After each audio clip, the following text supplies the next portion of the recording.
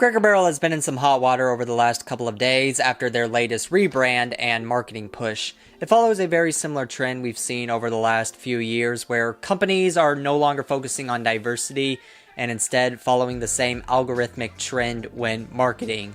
It sucks because it erases any kind of creativity and individuality. You didn't make something better, you made something different, which doesn't guarantee it'll be good. It all started when Cracker Barrel redesigned their logo, which once again followed a trend of oversimplification, a complete void of all personality and the epitome of corporate delusion. Like, I don't know how anyone, even with the most lucrative amount of devil's dandruff on their nose, saw this redesign and said, yes! Now, I made a whole video talking about the subject of oversimplified logos a few years ago, and you can tell it's outdated since my thumbnail design is worse than what I make now, but still looks exponentially better than the new logo for Cracker Barrel. To give you all the Cliff Notes version of that video, it boils down to these companies using the same font and single color scheme, all of which are boring. But what's different in the case of Cracker Barrel is it actually hit them where it hurts most. Overnight, they lost roughly $100 million in value. Their stock saw this redesign and immediately said, I'm out, bro. Obviously, there's more layers to this onion, but that was a huge contributing factor. And it was trending nonstop on my For You page to the point that I just couldn't resist making a video talking about it. So yes, their new logo is horrible, and simplifying it does nothing for the company. It's just a waste of time and resources. But while you can make the argument that the logo's not a big deal, unfortunately, that's not the only change being made to Cracker Barrel. Aforementioned, they're modernizing it, calling it the Cracker Barrel of today and tomorrow. Whatever the that's supposed to mean. And the CEO actually went on Good Morning America to try and push it forward, talking about how positive it's been received. I don't know if they're just filter feeding the 2 comments online talking about how much they like the new design, because the uploader has probably never been to Cracker Barrel themselves, but I guess I can't say beyond a shadow of a doubt that's not true.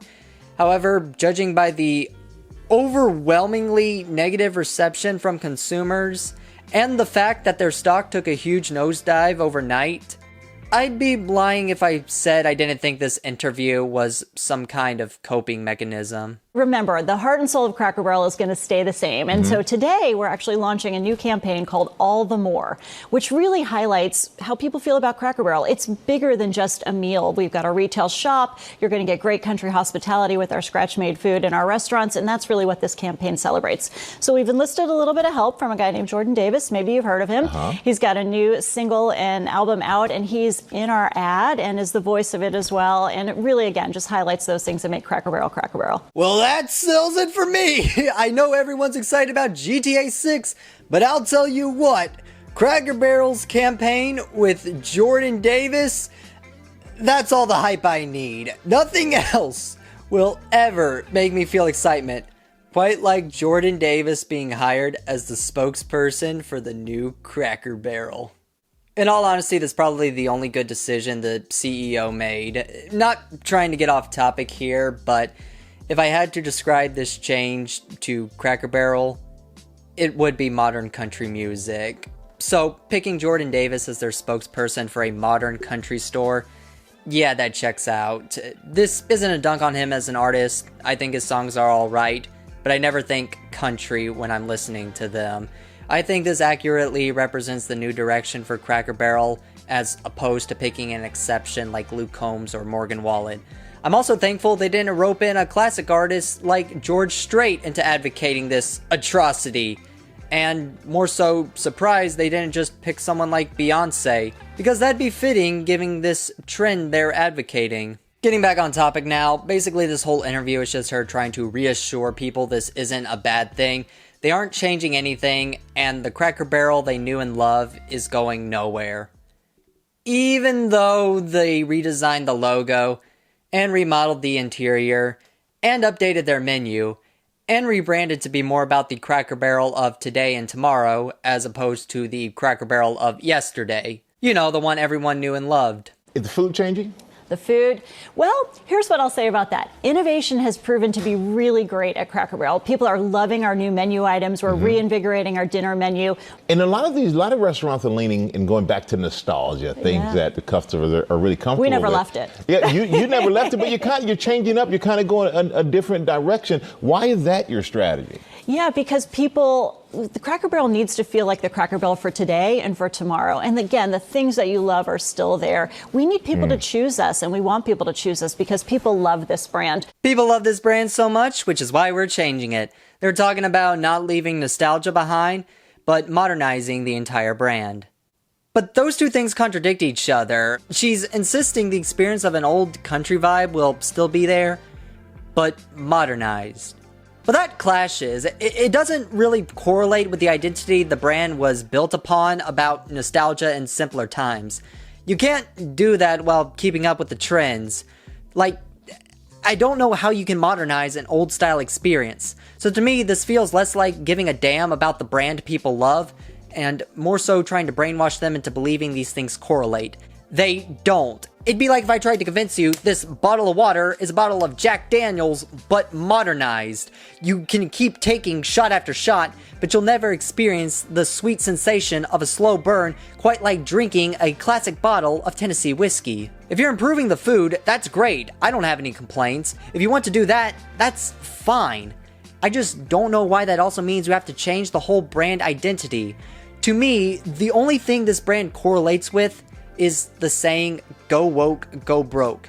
I'm not trying to go on a tangent here, but I just don't think anyone was asking for this. It's not like having a country vibe is detrimental to society. It's not like you'd walk into Cracker Barrel and it'd be like that scene from Family Guy where Cleveland gets hosed down in an old school diner. To me, it feels like a complete misrepresentation of an already underappreciated culture, and she's trying to make it what she wants it to be, not what it actually is.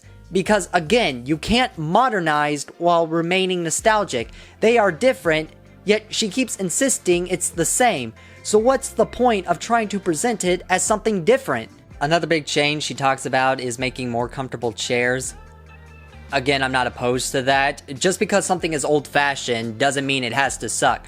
Replacing the chairs after years of wear and tear, all power to you. That's called proper maintenance, and it should correspond with the interior design. But I don't know why you had to remodel the entire brand just to match the chairs, rather than replacing the chairs with something that matches the brand. It'd be like if I remodeled my whole bedroom because I got a new bed. I'd save so much money and time if I just bought a bed that matched with the rest of my furniture. But I guess that's just the current climate of business, where even the slightest change calls for the sequel. Not that I'm considering this the sequel to Cracker Barrel, but it would have been better if they just introduced a new brand that was partnered with it. Like KFC Taco Bell. Maybe instead of rebranding Cracker Barrel, you could introduce Cracker Barrel Salad Bowl. And maybe you'd make a couple of extra doubloons. But you certainly wouldn't have lost as much compared to this awful rebrand. Ultimately though, I have no way of knowing how much they're actually going to change. Maybe this is all getting blown out of proportion. Maybe Cracker Barrel won't change much. But they have announced things they want to change, and they did change the logo. So immediately people are going to recognize it as something different, which contradicts the CEO's claim about how the experience will remain the same. It takes away something everyone can easily identify and replaces it with something minimal that sucks a lot of life out of a brand. It just feels worse. Want to go back to the old way. Would you do it? Honestly, the feedback's been overwhelmingly positive that people like what we're doing. I'll give you another soundbite. I actually happened to be in Orlando last week with all of our managers. We bring them together and every other year. And the number one question that I got asked, Michael, was, how can I get a remodel? When can I get a remodel? How do I get on the list? Oh, really? So because the feedback and the buzz is so good, not only from our customers, but from our team members. They want to work in a wonderful restaurant. So okay, all power to you.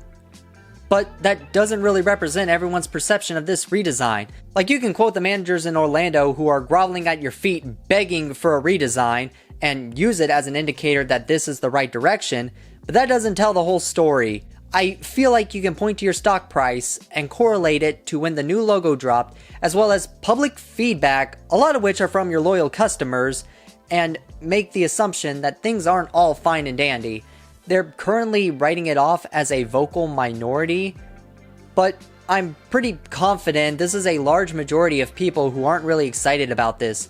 Obviously, there are going to be people who have never even been to Cracker Barrel spamming opinions on this, but that's alongside your loyal customers who are genuinely repulsed by it because it follows a trend where every business is diluting everything they've built just to be as generic as possible. Like, I wouldn't be surprised if 10 years from now, Pepsi rebrands and calls itself Soda A. Then again, I'm not on the board, so maybe that's not the case here with Cracker Barrel.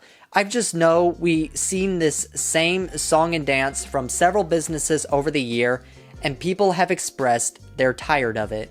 Now, what I think is ephemeral is people boycotting Cracker Barrel. I think this will follow suit with every other protest where once it stops being the hot topic, people will go back to business as usual until the next egregious thing plagues the internet.